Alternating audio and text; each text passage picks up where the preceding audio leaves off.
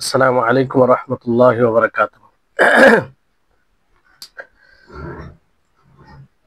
ইন্নাল হামদালিল্লাহ নাহমাদুহু ওয়া নাস্তাঈনুহু ওয়া নাস্তাগফির ওয়া নাউযু বিল্লাহি মিন শুরুরি আনফুসিনা ওয়া সাইয়্যাতি আমালিনা।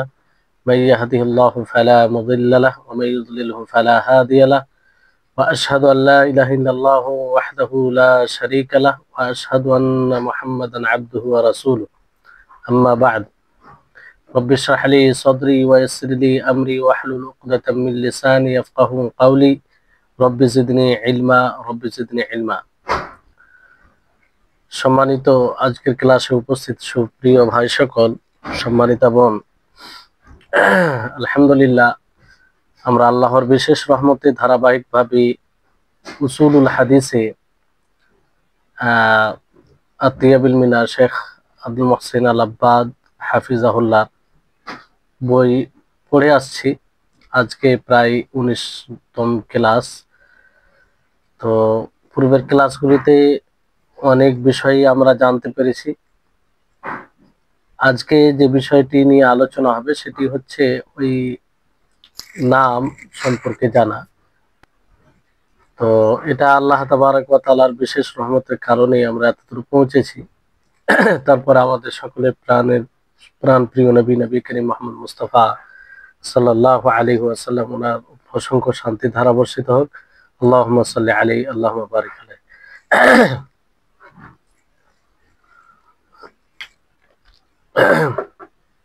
তো পূর্বের ক্লাসে যেমন আমরা জেনেছিলাম যে কিছু নাম, যে যার নাম হয়তো শেখের নামের সাথে মিলে যায়, কিংবা শিক্ষকের নামের সাথে মিলে যায়, কিংবা পিতা দাদা সব একই নামে হয়ে যায়। এগুলো সব উদাহরণ সহ আমরা জেনেছিলাম। আজকে যে বিষয়টি বলা হবে সেটি হচ্ছে যে যেমন ভাবে পূর্বে যেগুলো জেনেছিলাম সেগুলো জানা জরুরি ছিল, অনুরূপ ভাবে শুধু নাম জানা মানে উপনামবিহীন এটাও জরুরি, গুরুত্বপূর্ণ।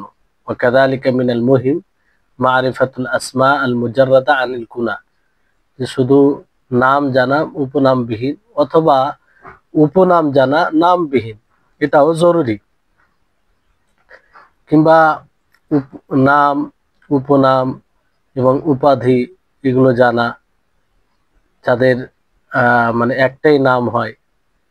তো প্রত্যেকটির উদাহরণ দেওয়া হবে এখানে। যেমন বলা হচ্ছে যে ওয়ামিনাল আসমা ইল মুফরাদা, যে শুধু নাম, যেমন আহমদ ইবনু জিয়ান রাদিয়াল্লাহু আনহু ওয়া সান্দার রাদিয়াল্লাহু আনহু বিল ফাতা, সিনের ফাতার সাথে জাম্বা আল জুজামি, এটা শুধু নাম, মানে ইনাদের উপনাম এরকম কিছু নেই।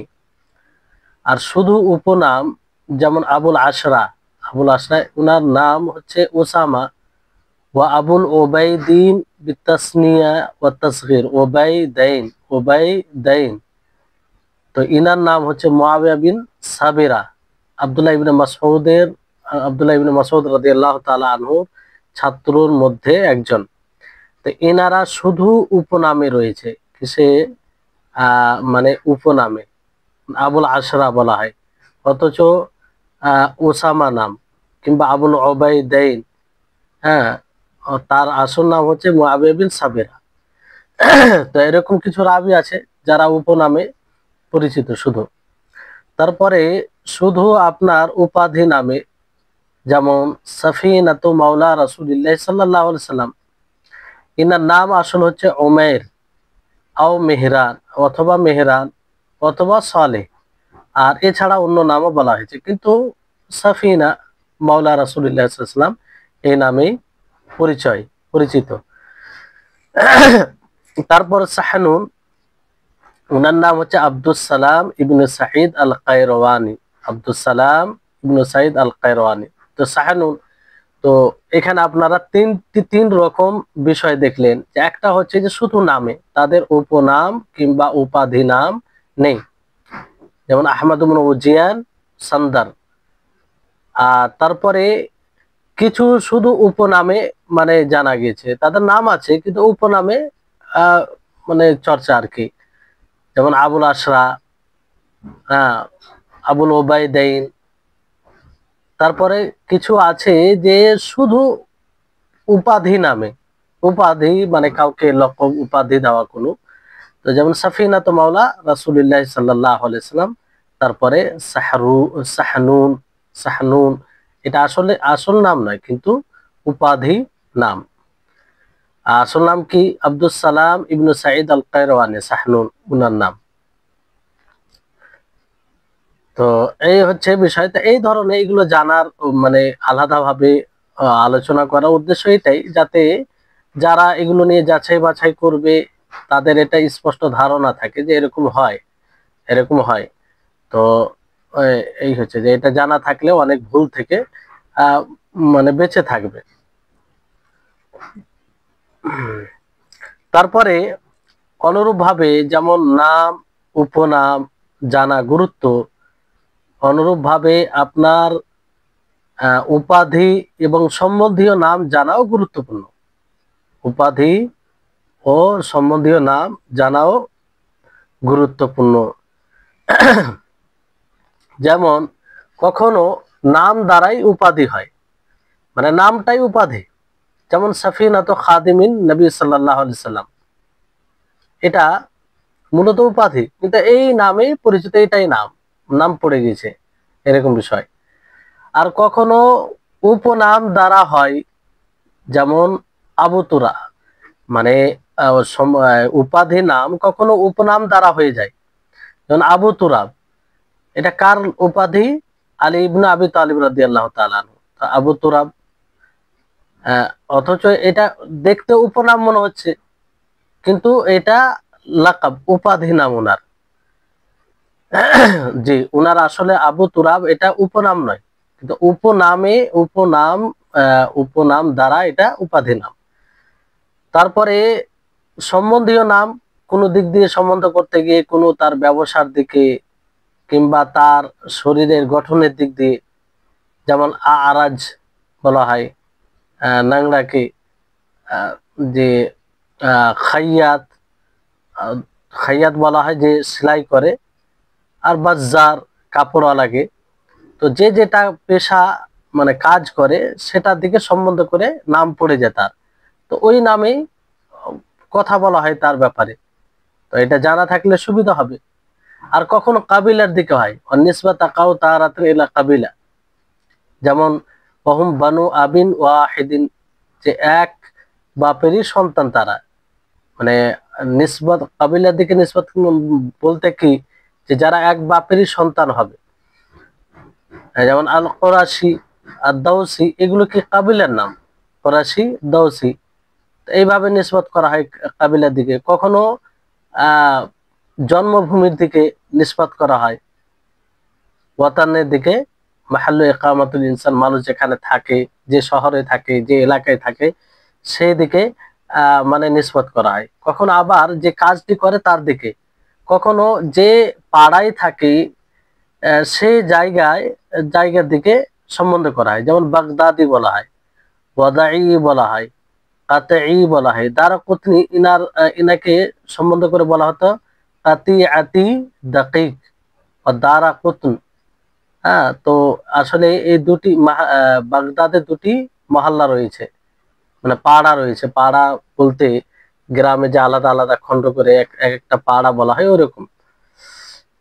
আর কখনো বাপ ছাড়া অন্যদিকে নিসবত করে সম্বন্ধ করে বলা হয়, যেমন মিকদাদ বিন আসওয়াদ, আসলে আসওয়াদ বিন আব্দ ইয়াগুস আজ-জাহরি, তিনি মানে ওনাকে পালক হিসাবে নিয়েছিল। আর উনি ছিলেন মিকদাদ ইবনে আমর বিন সালাবা আল কিন্দি, মিকদাদ বিন আমর বিন সালাবা আল কিন্দি। অনুরূপ ভাবে কখনো নিসবত করা হয়, সম্বন্ধ করা হয় মায়ের দিকে, যেমন বাবার দিকে, মায়ের দিকে। বেলাল বিন হামামা, বিলাল বিন হামামা ও আবু, আহ, আসলে তার আব্বা কি রিবা, রাবা। ইসমাইল ইসমাইল বিন ওলিয়া, তো ওলিয়া তো ওনার মায়ের নাম, ইসমাইল ওনার মায়ের নাম। আর ওনার আব্বা হচ্ছে ইব্রাহিম বিন মিকসাম আল আসাদি। তো এইভাবে কখনো মায়ের দিকে নিসবত এরকমও রাবি বর্ণনাকারী আছে। আর কখনো নিসবত কার দিকে করা হয়, যেদিকে স্বাভাবিকভাবে ভাবনা চিন্তা যায় না, না এরকমটা খেয়াল আসে না যে এরকমটা হবে। যেমন খালিদ আল হাজ্জা, আল হাজ্জা মানে কি, যে জুতা থাকে, জুতা বহনকারী বলা হয়। তো এই নামে মানে পড়ে গেছে নিসবত সম্বন্ধীয় নাম। যে কারণ যে তিনি যারা জুতা এগুলো ঠিক করতো কিংবা বানাতো তাদের নিকটে বসতেন, এই কারণে এই নাম পড়ে গেছে খালিদ আল হাজ্জা। আর সম্বন্ধীয় নাম এটা লকব হিসাবে হয় এরকমও, যেমন খালিদ বিন মখলাদ আল কোতওয়ানি আল কুফি, এটা এর দ্বারা লকব, লকব মানে উপাধি, মানে কোতওয়ান কাতওয়ানের দিকে নিসবত করে, সম্বন্ধ করে। তো এই হচ্ছে বিষয়। তো এইগুলো হয় রাবিদের মধ্যে, এরকম সব রকম রাবি বর্ণনাকারীদের মধ্যে পাওয়া যাবে। তো নাম ও উপনাম জানার মতো উপাধি এবং সম্বন্ধীয় নিসবতি নাম জানাটাও গুরুত্বপূর্ণ। উপাধি কখনো, আপনারা অনুবাদের দিকে তাকান তাহলে বিষয়টি আরো ক্লিয়ার হবে, যে উপাধি কখনো নামের শব্দ দিয়েই হয়ে থাকে, কখনো নামের শব্দ দিয়ে থাকে। উপাধি নামের শব্দ দিয়ে, মানে নাম কিন্তু ওটা উপাধি হিসাবে। যেমন নবী সাল্লাল্লাহু আলাইহি ওয়াসাল্লামের খাদিম সাফিনা, সাফিনা। তো আবার কখনো উপনামের শব্দ দিয়েও হয়ে থাকে, মানে উপাধি উপনাম দিয়ে হয়। উপনাম বলতে কারো বাপ অথবা কারো ছেলে, এইভাবে। যেমন মানে আবু দিয়ে হবে অথবা ইবনে দিয়ে হবে। যেমন আলী ইবনে আবি তালিব রাদিয়াল্লাহু তাআলা আনহুর উপাধি আবু তুরাব, আবু তুরাব। তো উনার আসলে এটা উপনাম নয়, কিন্তু এই উপনামে উনার উপাধি। সম্বন্ধীয় নামটি কখনো আবার শারীরিক খুঁত, কর্ম বা পেশার দিকে লক্ষ্য করে হয়ে থাকে। শারীরিক কোনো খুঁত, কর্ম, যেমন আল আরাজ ল্যাংড়াকে, আল খাইয়াত দর্জি, আল বাজ্জার বীজ ব্যবসায়ী কেউ বলা হয়। তো এদেরকে মানে নাম পড়ে গেছে, মানে যে যেটা ব্যবসা করতো তাদেরকে সম্বন্ধ করে মানে সম্বন্ধীয় নাম পড়ে গেছে আর কি। আর সম্বন্ধীয় নামটি কখনো গোত্রের দিকে লক্ষ্য করে হয়ে থাকে, মানে বংশের দিকে, কাবিলার দিকে, এক পিতা, যারা এক পিতার সন্তান হয়, যেমন আল কুরাশি, আদ দাউসি। কখনো আবার দেশের দিকে লক্ষ্য করে হয়ে থাকে। আর দেশ বলতে কি, মানুষ যেখানে বাস করে, যেখানে থাকে, হ্যাঁ, সেটা কোনো শহর হতে পারে, অথবা কোনো ক্ষেত খামার আহ হতে পারে, অথবা কোনো গলি, মানে পাড়া যেটাকে বলা হয়, মহল্লা হতে পারে। যেমন আল বাগদাদি, আল জাই, আল কাতি, আর দারকুতনি। তো কাতিয়াতু দাকিক এবং দারকুতুল বাগদাদের দুটি গ্রামের নাম, দুটি গ্রামের নাম। মহল্লা, গ্রাম বলতে ছোট ছোট এই গ্রাম হতে পারে কিংবা পাড়ার নাম, মহল্লা বলতে এটা বোঝায়। কখনো সম্বন্ধীয় নামটি হয় তার পিতা ছাড়া অন্য দিকে লক্ষ্য করে, পিতা ছাড়া অন্য দিকে। যেমন মিকদাদ ইবনুল আসওয়াদ, তাকে আসওয়াদ ইবনু আবদে ইয়াগুস আজ-জুহরির দিকে সম্বন্ধ করা হয়েছে।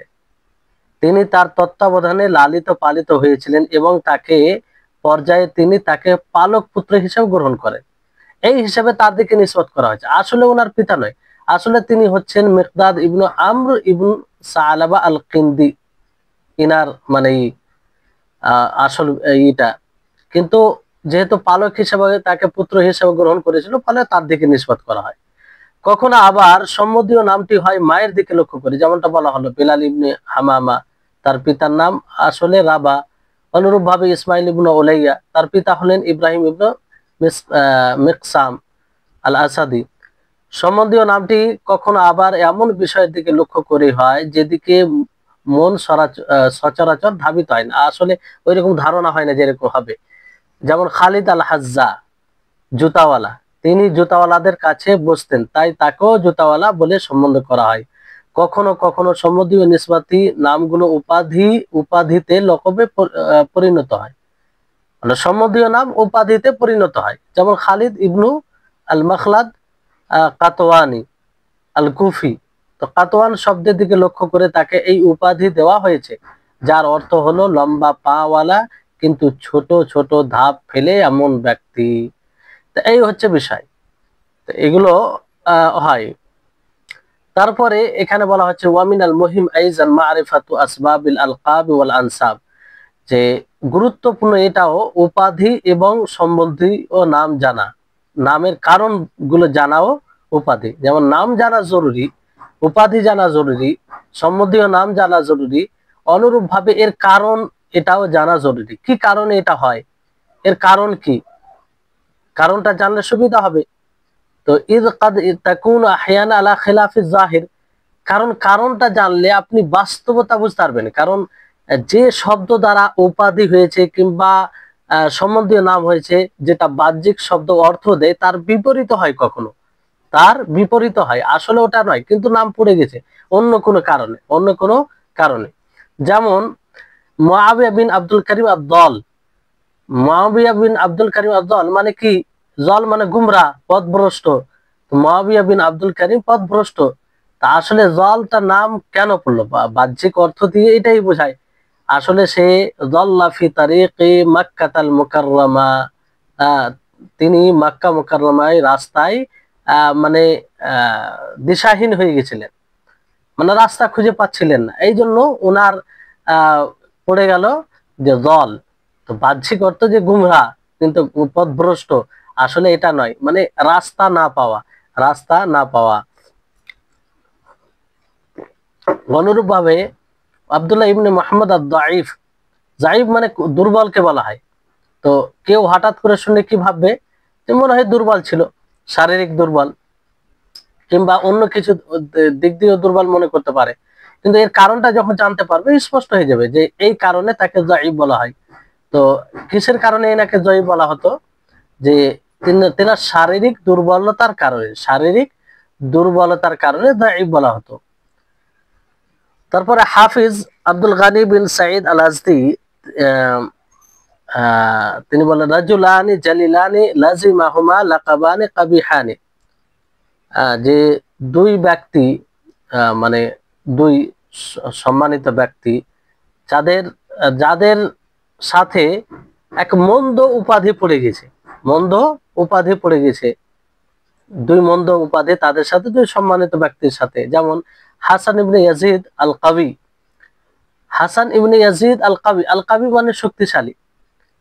তো আল কাবি মানে উপরে যে আপনার উপরে বলা হলো, উপরে মুআবিয়া বিন আব্দুল করিম আদ-দল আর আব্দুল্লাহ বিন মুহাম্মদ আদ-দাঈফ, এই দুজন আসলে একজন সম্মানিত সম্মানিত দুইজন ব্যক্তি, ঠিক আছে, কিন্তু ওনাদের সাথে লাকাব উপাধি মন্দ হয়ে গেছে। একজনের দল মানে পথভ্রষ্ট বাহ্যিক দিক দিয়ে, আর একজন দাঈফ মানে দুর্বল। কিন্তু আসলে কারণটা কি, একজন মক্কায় রাস্তা খুঁজে পাচ্ছিলেন না, ওই জন্য তাকে দল বলা হয়েছে, আর একজন শারীরিক দুর্বলতার কারণে তাকে দাঈফ বলা হয়েছে। আর আরেকটি যেমন যে হাসান বিন ইয়াজিদ আল কাবি, কাবি মানে শক্তিশালী। তো ইনাকে শক্তিশালী কোন দিক দিয়ে বলা হতো, অনেকে ভাববে হয়তো উনি শারীরিক দিক দিয়ে শক্তিশালী ছিল, তা নয়, উনি আসলে ইবাদতে শক্তিশালী ছিলেন, ইবাদত কঠোর ভাবে করতেন, মানে খুব সচেতন থাকতেন, আর কোন ইবাদতকে হাতছাড়া করতেন না, এই জন্য ওনাকে আল কাবি বলা হতো। তো এই কারণটা জানা থাকলে স্পষ্ট হয়ে গেল।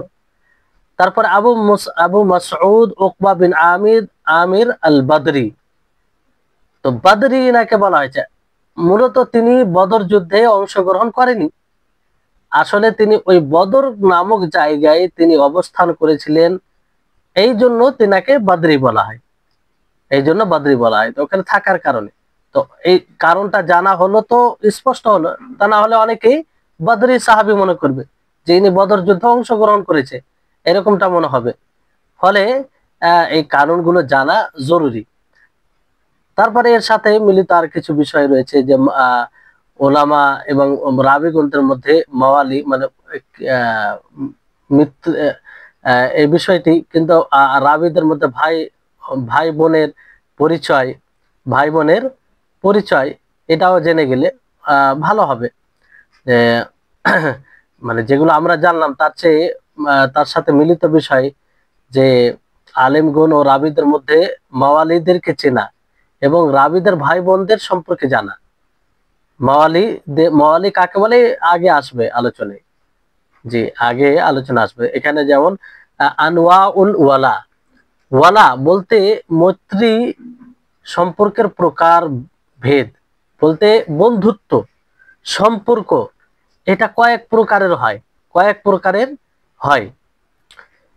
তো এই ক্ষেত্রেও কাউকে ওইভাবে বলা হয়, তো এটাও জানা একরকম জরুরি। তো এখানে বলা হচ্ছে যে ওয়ালা তিন প্রকার, আল ওয়ালা আলা সালাসাতি আনওয়া, ওয়ালা তিন প্রকার। একটা দাস স্বাধীনের মাধ্যমে হয়, দাসকে স্বাধীন করার মাধ্যমে হয়, আর এটাই বেশিরভাগ হয় ওয়ালা। অনেক বর্ণনাকারী রয়েছে যাকে, যার সম্বন্ধ করা হয় এমন কাবিলার দিকে যে কাবিলা থেকে তাকে আজাদ করা হয়েছে, স্বাধীন করা হয়েছে, যে কাবিলা থেকে তাকে স্বাধীন করা হয়েছে, যে দাস মুক্ত করার সম্পর্ক। আর এটাই বেশি হয়, মানে বেশিরভাগ এটা হয়। অনেক রাবিকে আজাদকারী গোত্রের দিকে সম্বন্ধ করা হয়েছে, যে আজাদ করেছে যে কাবিলা তার দিকে সম্বন্ধ করা হয়েছে। যেমন লাইস ইবনু সাদ আল মিশরি আল ফাহমি, তিনি ছিলেন ফাহাম গোত্রের আজাদকৃত গোলাম। তো লাইস ইবনু সাদ আল মিশরি আল ফাহমি, আল ফাহমি নিসবত কার দিকে সম্বন্ধ করা হয়েছে? আসলে ফাহাম গোত্রের লোক তাকে স্বাধীন করেছে। হ্যাঁ, ফাহাম গোত্রের লোক মানে তাকে স্বাধীন করেছে, ফলে তার দিকে সম্বন্ধ করে বলা হয়েছে।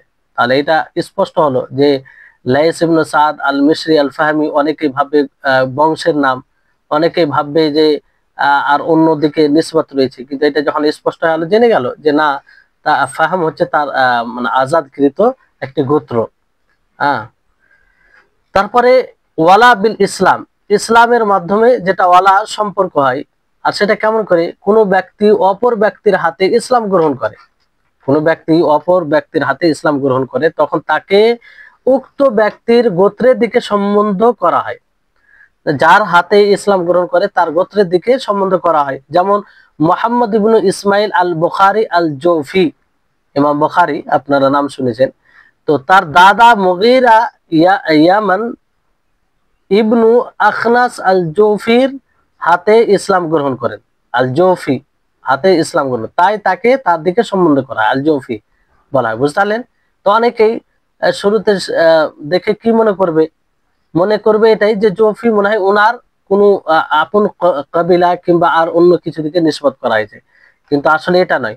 ওনার দাদা জৌফি হাতে, জৌফির হাতে ইসলাম গ্রহণ করে, ফলে তার দিকে নিসবত করা হয়, তার দিকে নিসবত করা হয়। তো এরকম রয়েছে অনেকটা। ইমাম বুখারী অন্যতম একজন মানে ব্যক্তি।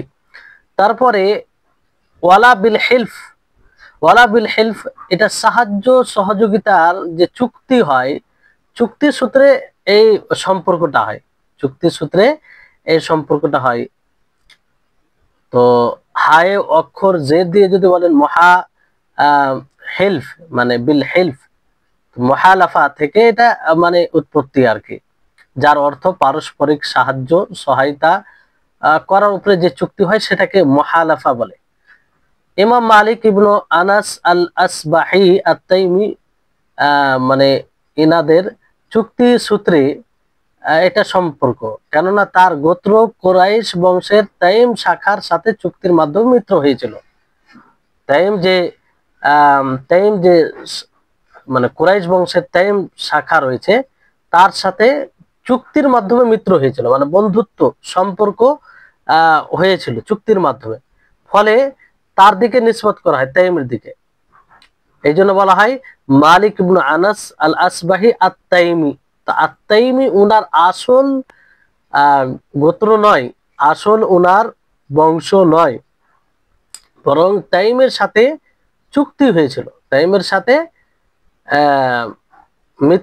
মিত্রতার চুক্তি হয়েছিল, ফলে তার দিকে নিসবত করে এটা বলা হয়। তো এটা এক প্রকার মানে। তারপরে এখানে দিয়েছে, বলা হয়েছে যে ইমাম মালিকের দাদা মালিক ইবনে আবি আমির ইয়ামানের কতিপয় শাসকের হাতে অত্যাচারিত হয়ে মদিনায় আসেন, মানে কিছু শাসকের হাতে মাজলুম হয়ে অত্যাচারিত হয়ে ইয়ামান আসেন, মদিনায় আসেন। অতঃপর কুরাইশ বংশের বানু তাইম ইবনু মুররা শাখার শরণাপন্ন হন, মানে তাদের নিকটে আশ্রয় চান, মানে তাদের নিকটে মানে আসেন আর কি, এবং তাদের সাথে চুক্তি করেন ও তাদের অন্তর্ভুক্ত হয়ে যান। তাহলে এই হচ্ছে বিষয়। তো এই বিষয়টি না জানা থাকলে অনেকে কি ভাববে যে মালিক ইবনে আনাস তিনি তাইমি বংশের, আসল তাইমি বংশের, কিন্তু আসলে তা নয়। তাদের তাইম বংশের সাথে মিত্রতার চুক্তি হয়েছিল, ফলে তার দিকে নিসবত করা হয়। আবার এটাও বলা হয় যে তার দাদা মালিক ইবনে আবু আমির তালহা ইবনে আব্দুল্লাহ তাইমির শ্রমিক ছিলেন। শ্রমিক থাকার কারণে, মানে তাইমি বংশের লোকের শ্রমিক থাকার কারণে তাইমি বলা হয়। ওনার দাদা, কার? ইমাম মালিক এর দাদা। আর এখানে একটা বিষয় জেনে রাখা ভালো যে আল মাওলা শব্দটি ব্যবহার হয়, যেমন একটা মাওলা বলতে মানে আলী উপরে যেটা বলা হয় যে আজাদকারী, আল মৌতিক যাকে আজাদ করা হয়, যার সাথে চুক্তি করা হয়েছে। আর লাম অক্ষরে মুহালাফ অক্ষরে জবর দিয়ে, এবং যার হাতে অন্য কেউ ইসলাম গ্রহণ করেছে তার ক্ষেত্রে, এবং মাওলা আজাদ করা হয়েছে তার ক্ষেত্রেও ব্যবহার করা হয়। যে চুক্তি করেছে, মানে যে চুক্তি করেছে, একটা হচ্ছে যার সাথে চুক্তি করা হয়েছে, যার সাথে চুক্তি করা হয়েছে তার ক্ষেত্রে ব্যবহার হয়, আর এটাকে মানে ঊর্ধ্বতন বা হিসাবে নেওয়া হয়। আর যে চুক্তি করেছে, যার সাথে চুক্তি করা হবে স্বাভাবিক সে উঁচু লেভেলে হবে, আর যে চুক্তি করবে সে নিচে হবে, সে কি হবে? নিচে হবে। জি। তো এই ক্ষেত্রে মুহালিফ ব্যবহার হবে তার সাথে, মুহালিফ যার সাথে চুক্তি করা হয়েছে তার জন্য মুহালাফ, আর যার সাথে যে চুক্তি করেছে তার জন্য মুহালিফ ব্যবহার হবে। আর তাই হচ্ছে বিষয়। অনুরূপ ভাবে যে ইসলাম গ্রহণ করেছে, তো একজন ইসলাম গ্রহণ করেছে আর যার হাতে ইসলাম গ্রহণ করেছে, তো যার হাতে ইসলাম সে উঁচুতে, আর মানে এটা শব্দের দিক দিয়ে, আর যে ইসলাম গ্রহণ করেছে সে নিচে। জি। তো তারপরে এখানে যে রাবিদের মধ্যে মাওয়ালিদের চিনা এবং রাবিদের ভাই বোন সম্পর্কে জানার উপকারিতা হলো, এখানে উপকারিতা কি? রাবিদের মধ্যে মাওয়ালিদেরকে কেন জানবে? এবার মাওয়ালি থেকে কিন্তু আপনারা বুঝেছেন আশা করি, সম্পর্ক। এবার সম্পর্ক কয়েক দিক দিয়ে হয়, দাসমুক্ত করার মাধ্যমে, আর ইসলাম আনয়ন করার মাধ্যমে, কার হাতে ইসলাম নিয়ে এলো, এবং চুক্তির মাধ্যমে। তিনটি বিষয় উল্লেখ করা হলো আপনাদের সামনে, আর তিনটার উদাহরণ। যেমন দাসমুক্ত করার বিষয়ে কার উদাহরণ দেওয়া হয়েছিল? দাসমুক্ত করার বিষয়ে উদাহরণ কার দেওয়া হয়েছিল? যেমন লাইস ইবনে সাদ আল মিসরি আল ফাহমি, ফাহম গোত্রের মানুষ তাকে আজাদ করেছিল। ফাহম গোত্রের আজাদকৃত গোলাম ছিল, ফলে ফাহম গোত্রের দিকে নিসবত করে লাইস ইবনে সাদ আল মিসরি আল ফাহমি বলা হয়। আর দ্বিতীয় হচ্ছে ইসলামের মাধ্যমে। ইসলামের মাধ্যমে যেমন মোহাম্মদ ইবনে ইসমাইল আল বুখারী আল জুফি, আল জুফি কেন বলা হয়? ওনার আসল কাবিলা নয়, বরং ওনার দাদা মুগিরা, ওনার দাদা মুগিরা ইয়ামান বিন আখলাস আল জুফির হাতে ইসলাম গ্রহণ করে, ফলে ওই জুফির দিকে নিসবত করা হয়। তারপরে চুক্তির মাধ্যমে, সম্পর্কের উপরে চুক্তির মাধ্যমে যেটা হয় যে এক পারস্পরিক সহযোগিতা করবে, এক অপরের সহযোগিতা আসবে। যেমন মালিক ইবনে আনাস আল আসবাহি আত-তাইমি বলা হয়। তো তাইমি ওনার আসল গোত্রের নাম নয়, বরং ওনার দাদা তাইমের সাথে চুক্তি হয়ে সম্পর্ক করেছিলেন, ফলে তাইমি বলা হয়। আর এর কারণ আরো কিছু বলা হলো, এর কারণ আর কিছু বলা হলো। তো এই হচ্ছে বিষয়।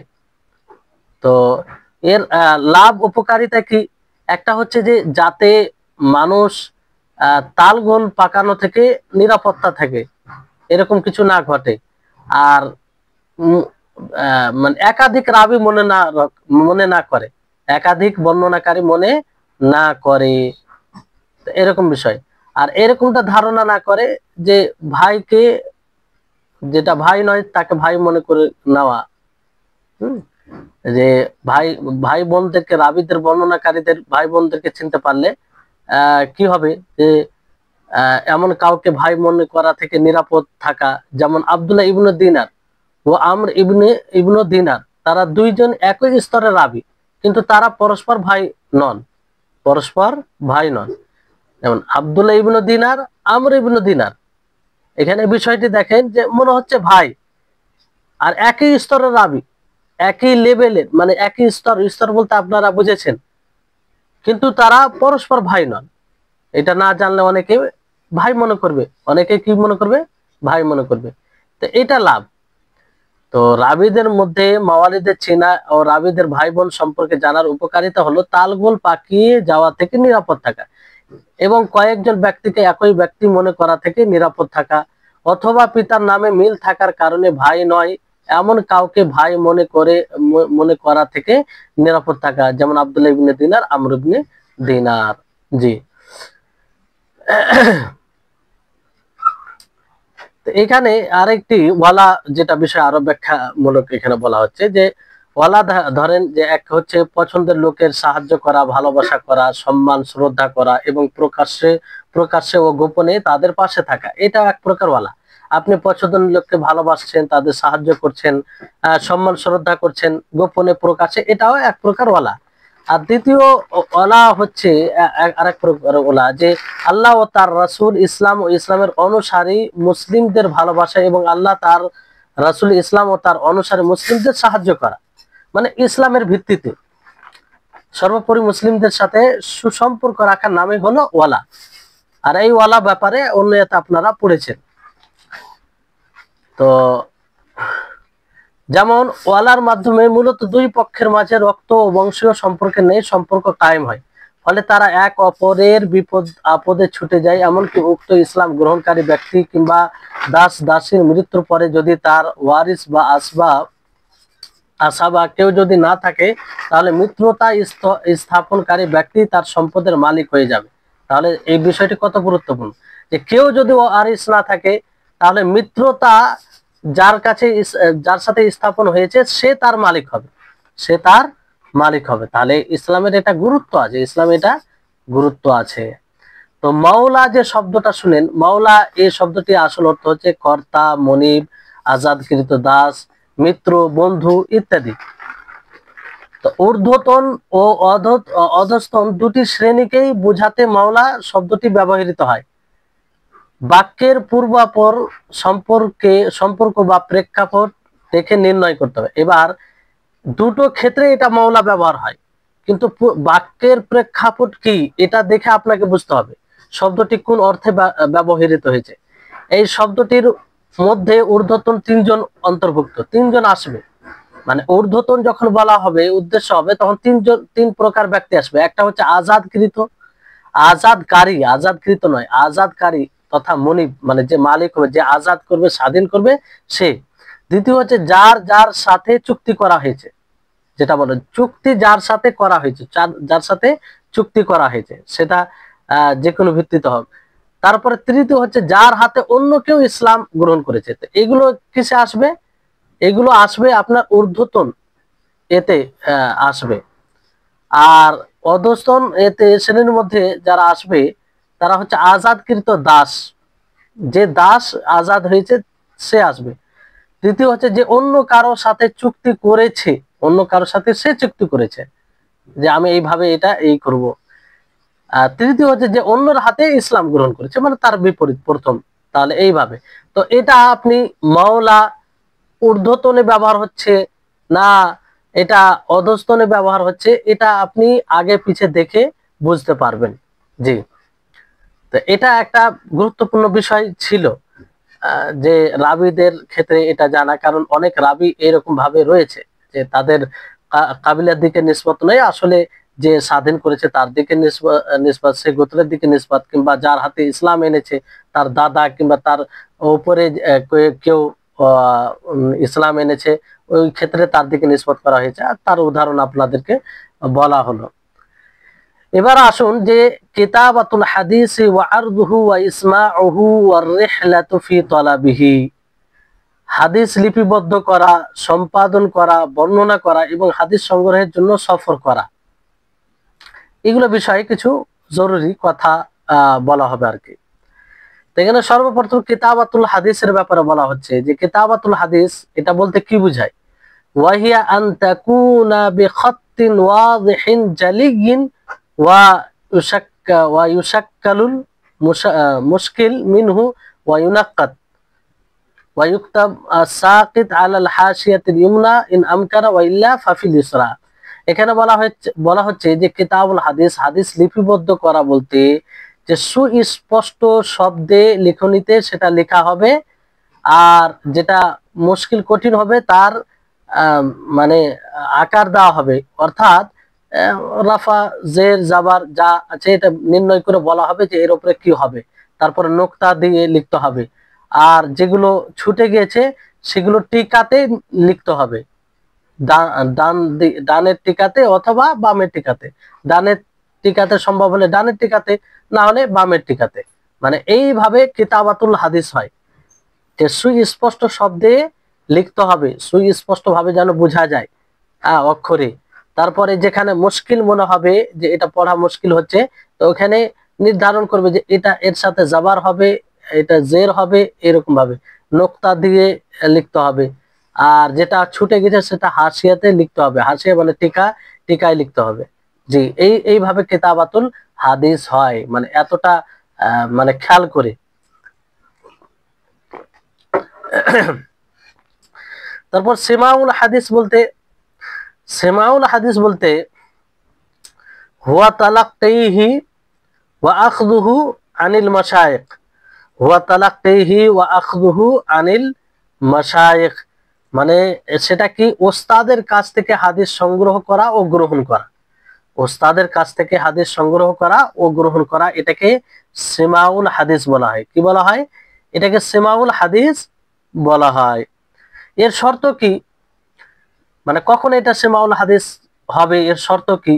এর শর্ত হচ্ছে যে আইন ইয়াকুনা তালিবু ইয়াকিদান ওয়াক্তাস সিমাই সামাই মিন লাফজি শাইখি আবিল কিরাআতি আলাইহি ওয়া আল্লা ইয়াতাশাগালা বিমা লা ইয়াখিল্লু মিন কালামিন আও কিরাআতিন আও কিতাবাতিন শাইইন গায়রিল মাসমু। দেখেন, সেমা হাদিস যে শুনবে, শেখ থেকে গ্রহণ করবে, এর শর্ত হচ্ছে যে যে তালিব হাদিস গ্রহণ করবে সে সজাগ থাকবে। কি থাকবে? শোনার সময় সজাগ থাকবে। এমনটা নয় যে শিক্ষক হাদিস বলছে আর মানে তন্দ্রা ভাব, ঘুমাচ্ছে, তার ধ্যান নেই, মনোযোগী নেই, এরকম হলে চলবে না। বলতে সে সজাগ থাকবে। যেমন অনেকবার হয় যে শিক্ষক পড়ায় আর ছাত্র ঘুমাচ্ছে, শিক্ষক কি বললো তার কোনো খেয়াল নেই। অনেক সময় উল্টোটা বোঝা যায়, অনেক সময় প্রশ্ন করলে ঠিক এটা ধরা পড়ে। তো এইরকম ভাবে শুনলে হবে না, বরং সজাগ হয়ে শুনতে হবে। শেখের যে শিক্ষক যেটা বলবে শব্দ সহ সজাগ অবস্থায় শুনতে হবে সে ছাত্রকে, কিংবা যখন পড়া হবে তো সেটাও শুনতে হবে। আর এমন জিনিস সে ব্যস্ত হবে না যেটা তার মানে বিঘ্ন ঘটাবে। শোনাতে কি ঘটাবে? বিঘ্ন ঘটাবে। যেমন কথা বলা অন্য কারোর সাথে, কিংবা অন্য কিছু পড়া, অন্য কিছু লিখা, যেটা শুনছে তা ছাড়া অন্য সেটা ছেড়ে অন্য কিছু লিখছে। তো এরকম ভাবে হতে হবে, তাহলে সেটা সামাউল হাদিস বলে গণ্য হবে। যে তালিব ছাত্র সে সজাগ হবে শোনার সময়, শেখের শব্দ শোনার প্রতি এবং যেটা পড়া হবে সেটা শোনার প্রতি। আর এমন কোন জিনিসে ব্যস্ত হবে না যে জিনিস, যে বিষয় তা শোনার প্রতি বিঘ্ন ঘটাবে, ব্যাঘাত ঘটাবে। যেমন অন্যের সাথে কথা বলা, অন্য কিছু পড়া, কিংবা যেগুলো শুনছে সেগুলো ছেড়ে অন্য কিছু লিখা। তাহলে এই বুঝতে পারলেন যে সামাউল হাদিস সেটা কাকে বলে এবং তার শর্ত কি। জি, শিক্ষক থেকে হাদিস নেওয়া গ্রহণ করা এর শর্ত সহ এটা মনে রাখবে। এটাকে এইভাবে যদি হয় তাহলে এটাকে বলা হবে যে সামাউল হাদিসে হাদিস শুনেছে। আর যদি জানা যায় কারো ব্যাপারে যে সে অমনোযোগী থাকতো, সে ঘুমাতো, তাহলে সেটা সামাউল হাদিস বলে গণ্য করা হবে না। আরজুল হাদিস বলতে কি? যে হুয়া আইয়ুকাবিলা তালিবু মা শেখ, শেখের সাথে সে মিলিয়ে নিবে, শিক্ষকের সাথে মিলিয়ে নিবে। কেমন ভাবে? সাওয়ান কানা মা শেখ আসলাহু, শিক্ষকের সাথে তার আসল পাণ্ডুলিপি সাথে মিলাতে পারে, আম আউয়ালা আলা হিফজিহি, অথবা তার যে শিক্ষকের স্মরণ আছে, মুখস্থ আছে, সেটার সাথে সে মিলাবে।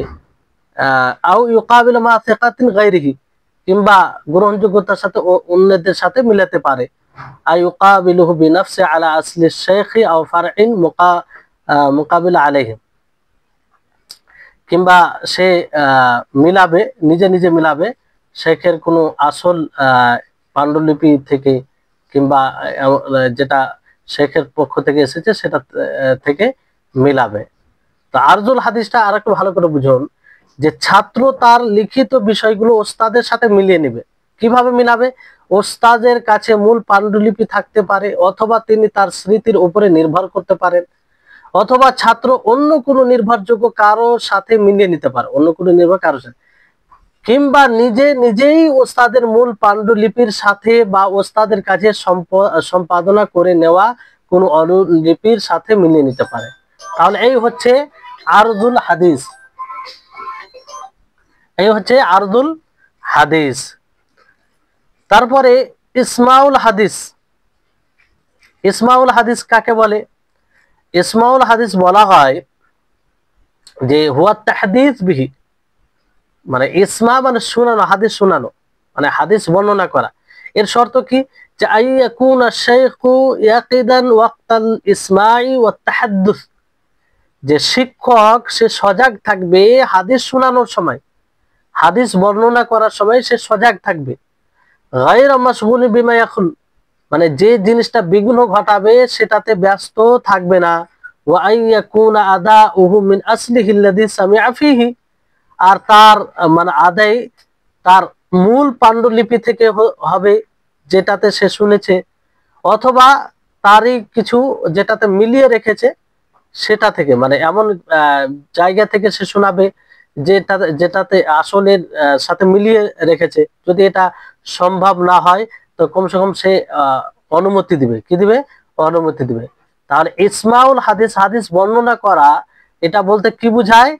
এটা বলতে বুঝায় যে হাদিস মানে হাদিস বর্ণনা করে, এর জন্য শর্তটা আসলে মনে রাখতে হবে যে ওস্তাদ হাদিস শোনানো ও বর্ণনা করার সময় সজাগ থাকবেন, বিঘ্ন সৃষ্টি করে এমন কিছু নিয়ে ব্যস্ত থাকবেন না, আর তার হাদিস বর্ণনা হবে ওই পাণ্ডুলিপি থেকে যেখান থেকে তিনি শুনেছেন, যেখান থেকে তিনি শুনেছেন আসলে ওই পাণ্ডুলিপি থেকে হবে, অথবা ওই অনুলিপি থেকে যা ওস্তাদের কাছে সম্পাদনা করে নেওয়া হয়েছে। মানে এমন যদি আসল পাণ্ডুলিপি না হয় তো কমসে কম ওই অনুলিপি থেকে হবে যেটা আসল শিক্ষকের সাথে তিনি মিলিয়ে নিয়েছেন, সম্পাদনা করেছেন, সঠিক বেঠিক সবগুলো ঠিকঠাক করে রেখেছেন। যদি সম্পাদনা করে নেওয়া সম্ভব না হয়, মানে সম্পাদনা ধরেন করা হয়নি কিংবা সম্ভব হয়নি, তাহলে কমসে কম তার শিক্ষক অনুমতি দিয়ে থাকবে। হ্যাঁ, তাহলে অনুমতির মাধ্যমে সে ঘাটতি পূরণ করে নিতে হবে, মানে যেটা ঘাটতি আছে অনুমতির মাধ্যমে সেটা পূর্ণ করতে হবে। এই শর্তের সাথে ইসমাউল হাদিস, হাদিস বর্ণনাকারী মানে হাদিস বর্ণনা করতে পারে। জি, তাহলে কয়েকটি শর্ত বলা হলো, যে এক, সজাগ থাকবে হাদিস বর্ণনা করার সময়। দুই, এমন কোনো জিনিসে ব্যস্ত হবে না যেটা ব্যাঘাত ঘটাবে। তৃতীয় হচ্ছে যে আসল পাণ্ডুলিপি থেকে শোনাবে। যদি এটা না হয় তো এমন অনুলিপি থেকে শোনাবে যেটা আসল শিক্ষকের সাথে মিলিয়ে নিয়েছেন কিংবা সম্পাদনা করে নিয়েছেন। পঞ্চম বিষয় হচ্ছে যদি আসল মানে সম্পাদনা করা সম্ভব হয়নি তো কমসে কম শিক্ষক অনুমতি দিয়ে থাকবে। তাহলে 5টি শর্ত থাকলে এটা ইসমাউল হাদিস, হাদিস বর্ণনা করা বলে গণ্য হবে। জি, তারপরে বিষয়টি হচ্ছে যে হাদিস গ্রহণের ক্ষেত্রে সফর করা, আর রিহলাতু ফি তলাবিল হাদিস, এই বিষয়টি একটু প্রশস্ত ভাবে পড়া উচিত। এতে অনেক চমৎকার ঘটনা রয়েছে আর অনেক শিক্ষণীয় আমাদের জন্য ঘটনা রয়েছে। এক এক হাদিসের জন্য মুহাদ্দিসিনে কিরাম, বর্ণনাকারীগণ কত দূর সফর করেছেন আর কত কষ্ট বহন করেছেন, যেটা আমরা বর্তমান সময়ে ভাবতেও পারি না। আর এরকম কষ্ট করার এখন ওই মিজাজও নাই। কিন্তু ওই সময় নিত্য নতুন কোনো প্রযুক্তি ছিল না। আজকে তো আপনি সমস্ত হাদিস একটা সফটওয়্যারে জমা করে দেওয়া হয়েছে, দুই একটি শব্দ লিখলে তার ওই শব্দ দ্বারা যতগুলো হাদিস আছে সবগুলো হাদিস আপনার সাথে আপনার এতে স্ক্রিনে চলে আসবে। আর শুধু ওই হাদিস আসবে না, বরং হুকুম সহ চলে আসবে, যে সেটা সহিহ না যায়িফ না দুর্বল না জাল না কি, সবকিছু চলে আসবে। কিন্তু পূর্বে তো এটা ছিল না। পূর্বে তিনাদের মেহনতের কারণে এটা সম্ভব হয়েছে পরবর্তীতে এটা করা, কারণ তিনারা হাদিস সব একত্রিত করে গেছেন। আর এটা সহজে হয়ে যায়নি। শুনতে যতটা সহজ লাগে আসলে অতটা সহজ নাই। কত দূর, এক শহর থেকে অন্য শহর, এক দেশ থেকে অন্য দেশ, মাসকে মাস বছরকে বছর পর্যন্ত সফর করেছেন একটা হাদিসের জন্য। আল্লাহ তাদের উপরে রহম করুন, তাদের আখিরাতে তার প্রকৃত বদলা দিন, আর কবরের জীবনে আল্লাহ যেন তাদেরকে ভালো রাখেন, তাদের গুনাহ খাতাকে যেন আল্লাহ তাআলা মাফ করেন। এটা তাদের বড় ইহসান আমাদের উপরে, যে ইনারা এত কষ্ট করে আমাদের জন্য সহজ করেছেন। কারণ এটা তো না হলেও আমরা বাধ্য ছিলাম সঠিক দিনের উপর আমল করতে, কিন্তু তিনারা নিজেকে বিসর্জন দিয়ে, নিজেকে কোরবানি দিয়ে এই দিনের খেদমাত হাদিস একত্রিত করে গিয়েছেন। তো এর ব্যাপারে যদি কোনো সময় হয় তো এর এর উপরে একটা বিষয় করে মানে একটা লেকচার দেওয়া যেতে পারে। আর দেওয়া উচিত, মানে মানুষকে জানা উচিত যে আমরা যে হাদিস শুনছি, ইমাম বুখারী রিওয়ায়াত করেছেন, ইমাম মুসলিম রিওয়ায়াত করেছেন, সহজে যে পাচ্ছি, এর পিছনে মুহাদ্দিসিনদের কতটা মেহনত রয়েছে, পরিশ্রম রয়েছে, সেটা আমাদের জানা উচিত। জানা থাকলে আমাদের হৃদয় থেকে তাদের জন্য দোয়া বের হবে। আমরা জানি না, বরং না জানার কারণে কিছু মানে আহ আখলাকের মানে আখলাকের দিকে একদম নিম্নতরে পৌঁছে গেছে এরকম লোক নানা রকম তাদের উপর মন্তব্য করে থাকে। ইমাম বুখারী, ইমাম মুসলিম, আরো তার পূর্বে যেগুলো মুহাদ্দিসিনে কেরাম রয়েছেন তাদের উপরে নানা রকম মন্তব্য করে থাকে। তো এগুলো কি জেহালাত ও অজ্ঞতার কারণ। তো যাই হোক, এটা একটা গুরুত্বপূর্ণ বিষয় হাদিসের মধ্যে, যে আর রিহলাতু ফি তলাবিল হাদিস, হাদিস সন্ধানে সফর ভ্রমণ করা। এটা আসলে এই এই এই বিষয় বলতে কোন বিষয়কে বোঝায় এটা জানা দরকার। এটা হচ্ছে হিয়া তারকুল আওতানি লিতাহসিলি মা লাইসা ইনদা রাবি মিনাল মুতুনি ওয়াল আসানিদ বাদা আন ইয়াস্তাউইবা হাদিস আহলি বালাদিহি। যে বর্ণনাকারীর নিকটে, মাতন, মাতন কাকে বলে আপনারা জানেন, এবং সানাদ কাকে বলে সেটাও জানেন। যে মাতন, বর্ণনাকারীর নিকটে যেসব মানে যেসব মাতন আছে আর সানাদ আছে, সেগুলো ছাড়া যেগুলো নেই, তার সন্ধানে জন্মভূমি, নিজের জন্মভূমি যে জায়গায় থাকে সে জায়গাকে ছেড়ে অন্য শহরে যেখানে পাবে তার উদ্দেশ্যে বের হয়ে যাওয়া। তার উদ্দেশ্যে বের হয়ে যাওয়া, যেখানে পাওয়া যাবে, যে শহরে যে দেশে পাওয়া যাবে সেখানকার উদ্দেশ্যে বের হয়ে যাওয়া, যাতে পুরোপুরি হাদিসটা সে একত্রিত করতে পারে। আর এই ক্ষেত্রে ওই সময় জরুরি ছিল যে যাতে মাতন বেশি হয় সানাদের চেয়ে, এই বিষয়টি তখন গুরুত্বপূর্ণ ছিল। তো এই হচ্ছে আর রিহলা ফি তালাবিল হাদিস। তো এটি হচ্ছে, তাহলে এই বিষয় এইগুলো বিষয় কিছু প্রয়োজন জানার, যেগুলো আপনারা জানলেন। তাহলে আপনারা বেশ কয়েকটি বিষয় এখানে এই বিষয় বুঝতে পারলেন কিংবা বুঝলেন যে কিতাবাতুল হাদিস বলতে কাকে বলা হয়, হাদিস লিপিবদ্ধ করা বলতে কি বিষয়। যে হাদিস কিভাবে লিপিবদ্ধ হয়েছে, এতগুলো শর্ত সেগুলো জানলেন। সামাউল হাদিস, হাদিস যে শুনবে তার জন্য শর্ত, কখন হাদিস প্রকৃতভাবে শুনেছে এটা গণ্য হবে সেটাও আপনারা জানলেন। আরদুল হাদিস, হাদিস উপস্থাপন করবে, কোথা থেকে করবে, কিভাবে করবে, তাহলে এটা মূলত আরদুল হাদিস, হাদিস সম্পাদনা করা হবে। তারপরে ইসমাউল হাদিস, হাদিস বর্ণনা করা, এটা কিভাবে হয় কিংবা মুহাদ্দিসরা কিভাবে করে, ফলে এটা ইসমাউল হাদিস বলে গণ্য করা হয়। তারপর আর রিহলাতু ফি তালাবিল ইলম, এটা আপনারা জানলেন। জি, এবার তাসনিফ ফিল হাদিস, এটাও খুব গুরুত্বপূর্ণ। এই আলোচনা মানে এই বিষয়টি খুবই গুরুত্বপূর্ণ, কারণ আমরা অনেক সময় হাদিসের বই নাম শুনি, বিভিন্ন নাম শুনি, কিন্তু তার অর্থ বুঝি না আমরা। যেমন ধরেন আমরা কখনো যে শুনি যে সুনানে ইবনে মাজা, সুনানে ইবনে মাজা, কখনো শুনি জামে ও সাহিহ, এরকম শুনি। কখনো শুনি মুসনাদ, কখনো শুনি মুস্তাখরাজ, কখনো শুনি মুস্তাদরাক, কখনো শুনি মাআজিম। এগুলো শব্দ আমরা শুনি। তো প্রত্যেকটার আলাদা অর্থ আছে। জামে তিরমিজি কিংবা জামে সাহিহ যখন বলবো তার একটা অর্থ আলাদা, মুসনাদ সুনানে ইবনে মাজাহ তার একটা অর্থ আলাদা, আর সেই অর্থের ভিত্তিতেই হাদিস একত্রিত করা হয়েছে। তো আমাদের তো কমসে কম এতটুকু জানা দরকার যে এই লেখক রহিমাহুল্লাহ তিনি এই হাদিসকে এই বই এই পদ্ধতিতে জমা করেছে, এটা তো ধারণা থাকা উচিত।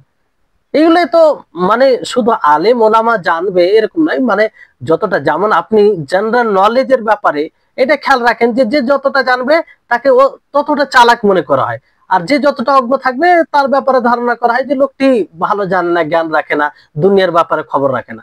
তো শরীয়তে যে সূত্র ধারায় আমরা এই দিনকে, বিশুদ্ধ দিনকে পেয়েছি, যেটা এই উম্মত মুহাম্মাদিয়ার বৈশিষ্ট্য, আর যে হাদিসগুলো যে ভিত্তিতে জমা করেছে তার ইতিহাস আমরা জানবো না, এটা অতিরিক্ত জ্ঞান হলেও এই জ্ঞানটা রাখা উচিত একজন মুসলিম হিসাবে।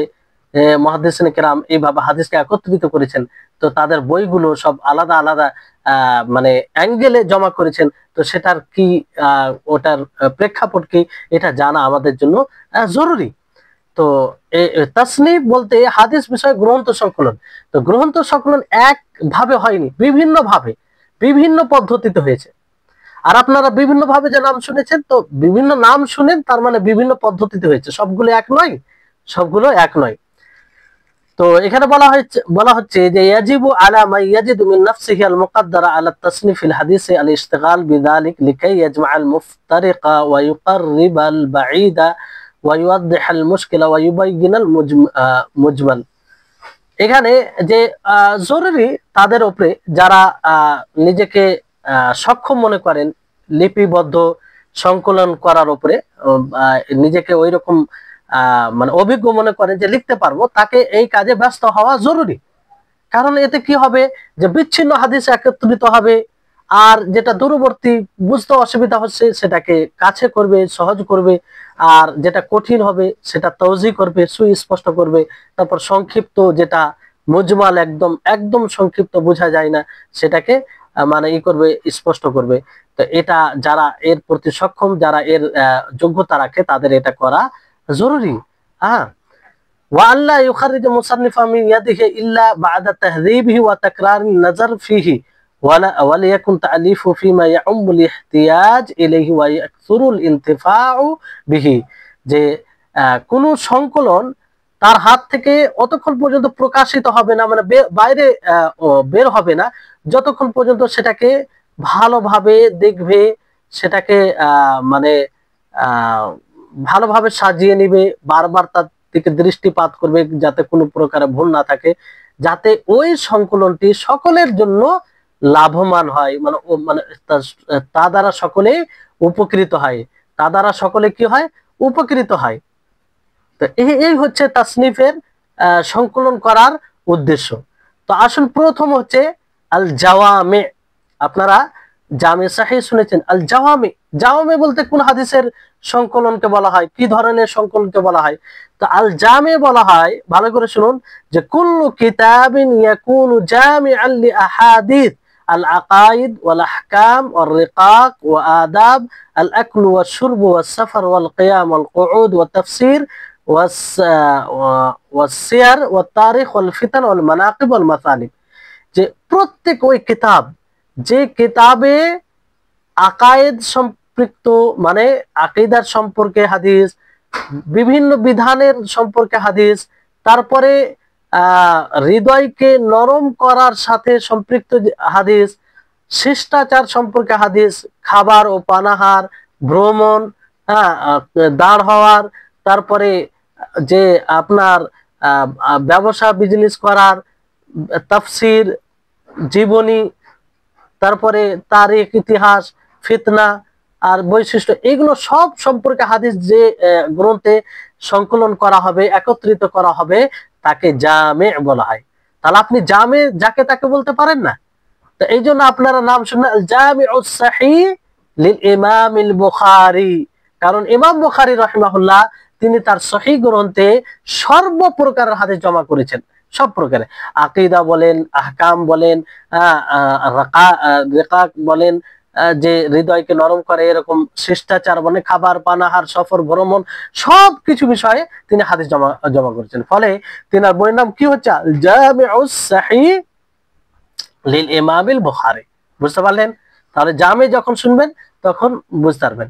অনেকে আল জামি ও তিরমিজি নাম দিয়েছেন কারণ ওই ওই অর্থটাই সেখানেও একত্রিত হয়। মুসনাদ কাকে বলা হয়? মুসনাদ যেমন মুসনাদে আহমদ নাম শুনেছেন আপনারা, শোনেন নাম যে মুসনাদে আহমদ। এটা এটা এই বইয়ের নাম মুসনাদ কেন বললো ইমাম আহমদ বিন হাম্বল রাহিমাহুল্লাহ? আরো অনেক মাসানিদ রয়েছে এই ছাড়া, যেটা প্রসিদ্ধ আরো রয়েছে অনেক। মুসনাদ বলা হয় কুল্লু কিতাবিন জুমিআ ফীহি মারওিয়াতু কুল্লি সাহাবিয়িন আলা হিদা মিন গায়রি তাকঈদ বিসিহহাতিল হাদিস ওয়া হুসনিহি ওয়ালা বিমুনাসাবাতিল বাবি ওয়া নাহবিহি।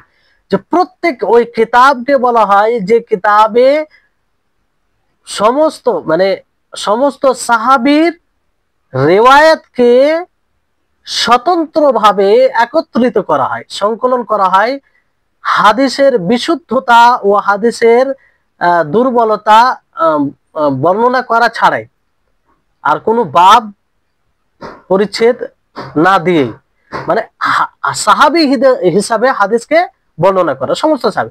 যেমন আবু হুরায়রা হাদিস, আবু হুরায়রা যতগুলো হাদিস আছে তার হাদিসকে নিয়ে আসা হলো। আব্দুল্লাহ ইবনে আমরের হাদিস যতগুলো আছে তার হাদিসকে নিয়ে আসা হলো। আনাস বিন মালিকের যতগুলো হাদিস আছে তার হাদিসকে নিয়ে আসা হলো। তো এইভাবে কোনো বাব আলাদা বিষয়ে নয়, সাহাবীর রিওয়ায়াত হিসাবে এইভাবে। তো এগুলোকে মুসনাদ বলা হয়। যখন মুসনাদ শুনবে তখন এটা বলে মুসনাদ বলতে কি বোঝায় এটা আপনাদেরকে বোঝা উচিত। তারপরে মাআজিম বলা হয়। মাআজিম, মাআজিম কাকে বলে?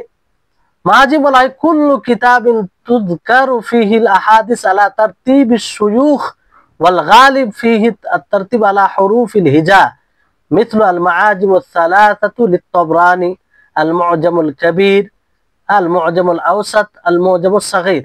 যে প্রত্যেক ওই কিতাব যে কিতাবে হাদিসকে নিয়ে আসা হয় শেখদের তারতিবের উপরে, মানে শিক্ষকের হিসাবে, শিক্ষকের তারতিব দিয়ে শিক্ষক হিসাবে। আর সেখানে বেশিরভাগ হুরফে হিজা এতে মানে তারতিব দেওয়া হয়, হুরফে হিজা আলিফ বা তা এভাবে তারতিব দেওয়া হয়। যেমন তিনটি তাবরানি আমরা শুনেছি মাআজিম, যে মু'জামুল কাবীর, মু'জামুল কাবীর, মু'জামুল আওসাত, আল মু'জামুস সাগীর। এগুলো সকলে আপনারা যদি বেশি লেকচার কিংবা লিখনি পড়েন, প্রবন্ধ পড়েন কোনো ইসলামিক বিষয়ে, তাহলে এগুলো শুনতে পাবেন যে এই রিওয়ায়াতটি মু'জামুল কাবীরে রয়েছে। তো মু'জামুল বলতে কি? সেই মু'জাম বলতে সেই বইয়ে শিক্ষক জ্ঞানের ধারাবাহিকতা হিসাবে কি করেছেন? হাদিস একত্রিত করেছেন শুয়ুখের উপরে। শুয়ুখ মানে ওলা রাবীদের আলাদা আলাদা। শিক্ষক বলতে এখানে শুধু শিক্ষক, আপন শিক্ষকই নয়, মানে এক এক রাবীর উপরে মানে হিসাবে। জি। আর ইলাল, আল ইলাল কাকে বলে? ইলাল বলা হয় আল ইলালু হিয়াল কুতুবুল জামিআতু লিল আহাদিসিল মা'লুলা মা বায়ান ইলালিহা। যে সব হাদিসে মা'লুল হাদিস, অর্থাৎ যে হাদিসে ত্রুটি আছে, ত্রুটি যুক্ত হাদিসকে একত্রিত করা হয়। শুধু ত্রুটিযুক্ত হাদিসকে একত্রিত করা হয়, আর সাথে সাথে তার ত্রুটি বর্ণনা করা হয় যে এই হাদিসটি ত্রুটিযুক্ত, তার মধ্যে এই ত্রুটি রয়েছে। তো এটা স্পষ্ট করা হয়। তো এরকম হাদিসকে কি বলা হয়? আল ইলাল বলা হয়। কি বলা হয়? আল ইলাল। তো যেমন ইলাল লিদ-দারকুতনি রয়েছে, দারকুতনি ইলাল রয়েছে। আর এই ব্যাপারে যে আরো সংকলন করেছেন, লিখেছেন ইমাম আহমদ ad-দারকুতনি ইবনে আবি হাতিম। ইমাম আহমদ ওনারও রয়েছে, দারকুতনি ওনারও রয়েছে, ইবনে আবি হাতিম তারও রয়েছে। জি। তাহলে এইভাবে আশা করি এগুলো আপনাদের জন্য উপকৃত, মানে উপকার আসবে। তো আশা করি বুঝতে পেরেছেন। তারপরে আরেক প্রকার রয়েছে আল আজজা। আল আজজা মানে অংশ, একটা বিশেষ অংশের বহুবচন, মানে জুজ এর বহুবচন আজজা। তো জুজ কাকে বলা হয়? মা ইউজমাউ ফিহি আহাদিস রাজুলিন ওয়াহিদিন সাওয়াআন কানা মিনাস সাহাবা আও মান বা'দাহুম। যে বইয়ে, মানে যে জুজ বলে যে নামক বইয়ে কি করা হয়, যে কোন এক ব্যক্তির হাদিসকে একত্রিত করা হয়, কোন এক ব্যক্তির হাদিসকে একত্রিত করা হয়। সেটা সাহাবা হতে পারে, কোন সাহাবী হতে পারে অথবা সাহাবীদের পরে আর অন্য কারো হতে পারে, এক ব্যক্তির হাদিসকে একত্রিত করা হয়। জি, এটাকে জুজ বলা। আহ আর আর যেমন কিংবা এক বিষয়ে কোন এক বিষয়ে হাদিসকে একত্রিত করা হয়, যেমন আলা হাদিসুল মুতাআল্লিক বিমাউযি'in ওয়াহিদ, মানে এক বিষয়ের সাথে সম্পৃক্ত হাদিসকে একত্রিত করা হয়। যেমন জুজউ রাফ'ইল ইয়াদাইন ফিস সালাহ, সালাতে রাফুল ইয়াদাইন সম্পর্কে হাদিস, এটা একটা অংশ। তো শুধু রাফুল ইয়াদাইনের সাথে সম্পৃক্ত হাদিসকে একত্রিত করা হবে। অনুরূপভাবে জুজউল কিরাআতি খালফাল ইমাম, ইমামের পিছনে কিরাত করার বিষয়, এই বিষয়ে যতগুলো হাদিস রয়েছে সেগুলো হাদিসকে জমা করা হয়েছে। আর দুটোই হাদিসের বই ইমাম বুখারী রাহিমাহুল্লাহ, এরকম বই আছে। তো দেখবেন যে এই হাদিসটি রয়েছে জুজউ রাফুল ইয়াদাইনে, মানে ইমাম বুখারীর এই বইয়ে জুজ মানে একটি অংশ বিশেষ বইটি লেখা হয়েছে। তারপর আরেকটি হাদিসের বই এরকম পাওয়া যায় আল আতরাফ, বিশেষ করে যারা হাদিস সহিহ যায়িফ এগুলো দেখে তাদের এগুলো বেশি কাজে আসে। যেমন তাদরিবে বলেন যে আত-তাসনিফ আলাল আতরাফ, আতরাফ মানে বিশেষ একটা অংশের উপরে, মানে অংশ বলতে হাদিসের টুকরোর উপরে এটা লিপিবদ্ধ করা হয়, যে আইয়ুযকারা তারাফুল হাদিসি আদ-দাল আলা বাকিয়াতি, যে হাদিসের এমন একটা টুকরো বর্ণনা করা কিংবা নিয়ে আসা যেটা বাকি হাদিসের উপরে দালালত করবে, মানে বাকি হাদিসকে বুঝাবে।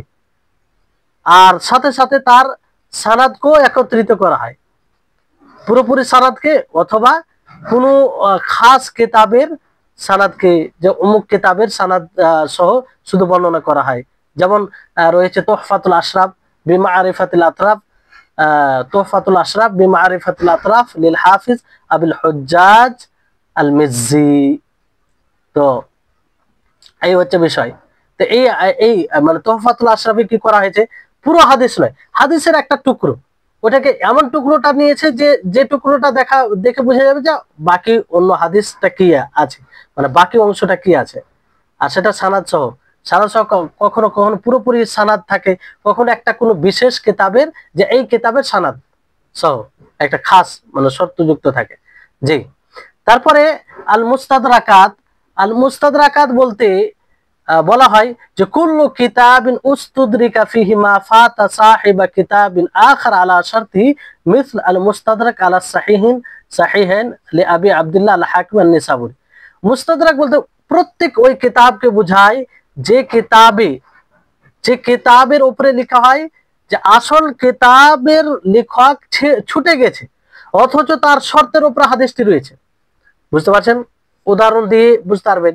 যেমন সহিহ বুখারী আছে, তো সহিহ বুখারী তিনি তার শর্তে হাদিসগুলো একত্রিত করেছেন। এবার ওই শর্তে কিছু হাদিস অন্য হাদিস রয়েছে যা ইমাম বুখারী নিজের কিতাবে নিয়ে আসেনি।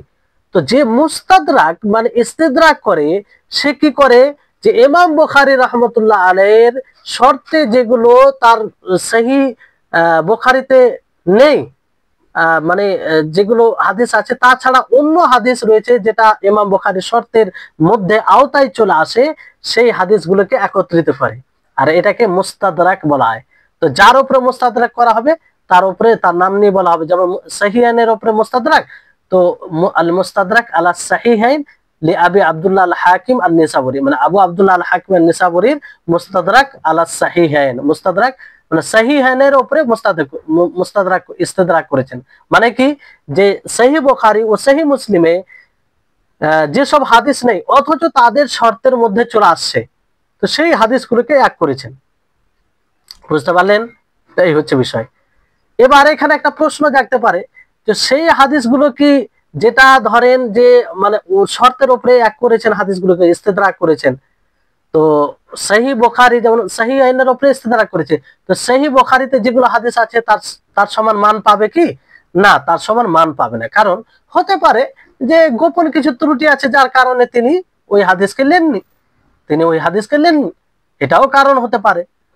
পরবর্তীতে হয়তো কেউ ভাবছে যে না, এটা তো তার শর্তের মধ্যে পড়ে যাচ্ছে, এই জন্য নিয়ে নিয়েছে, কিন্তু উনাদের নিকটে হতে পারে কোনো গোপন এটা মানে ছিল, দুর্বলতা ছিল, ফলে নেইনি উনারা, তো এই জন্য তার সমান হতে পারে না। তো অনুরূপ ভাবে মুস্তাখরাজ, কত সময় হলো? আচ্ছা আরেকটি বলে শেষ হয়ে যাবে। মুস্তাখরাজ বলা হয় যে কুল্লু কিতাবিন ইউখাররাজ ফিহি আহাদিস কিতাব আখার বিআসানিদ সাহিহা মিন গায়রি তরিক সাহিবিল কিতাব ওয়া ইয়াজতামিউ মাআহুম ফি শাইখি আও ফি মান ফাওকা মিন আর-রিজাল মিসল মুস্তাখরাজ আবি নাঈম আল আসবাহানি আলা সাহিহাইন। দেখেন মুস্তাখরাজ বলা হয়, মুস্তাখরাজ ওই কিতাবকে বলা হয় যে কিতাবে অন্য কিতাবের হাদিসকে মানে সানাদ সহ, বিশুদ্ধ সানাদ সহ একত্রিত করা হয়, কিন্তু যে কিতাবের হাদিসকে একত্রিত করা হয় সেই কিতাবের তারিখে নয়, সেই কিতাবের তারিখে নয়, বরং মানে ওই তারিখটা যে তারিখে বর্ণনা করবে সেই তারিখটা মিলবে আসল কিতাবের শিক্ষকের সাথে, অথবা শিক্ষকের উপরে যে বর্ণনাকারী রয়েছে তার সাথে মিলবে। বুঝতে পারলেন কথাটা? যেমন ধরেন সহিহ বুখারী সহিহ মুসলিম রয়েছে, তো সহিহ বুখারী সহিহ মুসলিমের হাদিসকে বর্ণনা করবে অন্য একজন বর্ণনা করবে, ঠিক আছে, অন্য সানাদে বর্ণনা করবে, আর সেই সানাদের তুরুক গিয়ে মিলবে কার সাথে? সহিহ বুখারী ইমাম মুসলিম অথবা ইমাম বুখারীর শিক্ষকের সাথে, কিংবা ওনাদের শিক্ষকের উপরের সাথে যে বর্ণনা করবে তার সাথে মিলবে, যে তার সানাদ তার সাথে মিলবে। বুঝতে পারলেন? যেমন মুস্তাখরাজ আবু নাঈম আল আসবাহানি আলা সাহিহাইন, আবু নাঈম আল আসবাহানি তিনি ইস্তেখরাজ করেছেন সাহিহাইনের উপরে। আবু নাঈম ইনি কি করেছেন যে সহিহ বুখারী ও সহিহ মুসলিমের হাদিস এখানে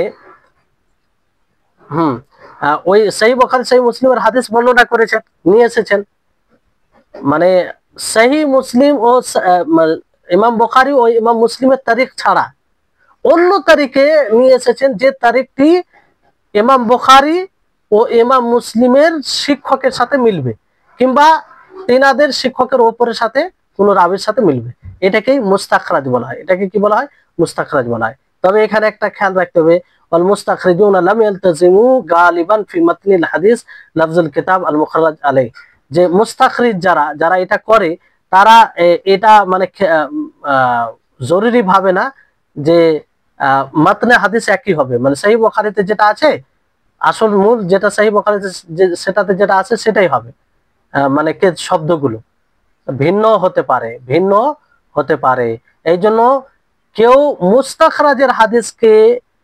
মুস্তাখরাজের হাদিস বর্ণনা করে সহিহ মানে আসল যে কিতাবের ইস্তেখরাজ করা হয়েছে তার দিকে হাওয়ালা দিতে পারে না। মানে যেমন মুস্তাখরাজ আবু নাঈম আল আসবাহানির মুস্তাখরাজ রয়েছে, তো সেই মুস্তাখরাজের হাদিস বর্ণনা করে কেউ বলতে পারে না যে সহিহ বুখারীর হাদিস কিংবা সহিহ মুসলিমের হাদিস। কেন? কারণ মুস্তাখরিজ যারা ইস্তেখরাজ করে এইভাবে তারা শব্দে একই হবে এটা তারা মানে জরুরি মনে করে না, মানে ভিন্ন ভিন্ন শব্দ থাকে। হ্যাঁ, যদি জানা যায় যে শব্দগুলো সবই একই, কোনো পার্থক্য নেই, তাহলে ভিন্ন বিষয়। জি, তাহলে আশা করি আপনারা বুঝতে পারলেন এই গ্রন্থের এইগুলো প্রকার সমূহ, এগুলো একটা ধারণা থাকাটা ভালো, যেটা হয়তো আপনাদের মধ্যে আশা করি এসেছে। তো এইখানে যেমন একটি উদাহরণ, যেহেতু কথা ভিন্ন হয়ে যাবে তো এই উদাহরণটা দিয়ে দিই, যদিও সময় হয়ে যায়, যে একটি রিওয়ায়াত রয়েছে মুসলিমের একটি বর্ণনা, বুঝতে পারলেন? সেখানে দেখেন একই সানাদ, কিন্তু ওপরে সানাদ কার সাথে মিলছে? নাফে না, এখানে দেখেন ইয়াহইয়া ইবনু ইয়াহইয়া তিনি পড়েন মালিক থেকে, আর নাফে, আর এখানে কি পুরো ভিন্ন সানাদ, আর মানে মালিকে গিয়ে সানাদটি মানে মিলছে আর কি। তো যাই হোক, বিষয়টি হচ্ছে উপরে যেটা সহিহ মুসলিমের রিওয়ায়াত, সেখানে শব্দ আছে লা তাসুমু হাত্তা তারাউল হিলালা ওয়া লা তুফতিরু হাত্তা তারাহু ফাইন উগমিয়া আলাইকুম ফাকদিরু লাহু, এইটা শব্দ আছে। আর যেটা মুস্তাখরাজ হিসেবে নিয়ে এসেছে, ওখানে কি শব্দ আছে? যে ফাইন গুম্মা আলাইকুম ফাকদিরু ফাইন গুম্মা আলাইকুম ফাকদিরু লাহু, এখানে হাত্তা তারাহু, তো ফাইন গুম্মা আলাইকুম, এই শব্দ একটু পার্থক্য আছে। তো বর্ণনা দুটিতে দেখা যাচ্ছে দুটি সানাদে ভিন্ন ভিন্ন, আপনারা ভালো করে লক্ষ্য করবেন, ভিন্ন ভিন্ন সনদটি গিয়ে ইমাম মুসলিমের ওস্তাদের ওস্তাদ ইমাম মালিকের সাথে মিলে গেছে। দেখেন, ইমাম মালিকের মালিকের সাথে ইমাম মালিক মানে ইমাম মুসলিমের ওস্তাদের ওস্তাদ ইমাম মালিকের সাথে মিলেছে, যেটা আপনারা ভালো করে প্রত্যক্ষ করলে দেখতে পাবেন।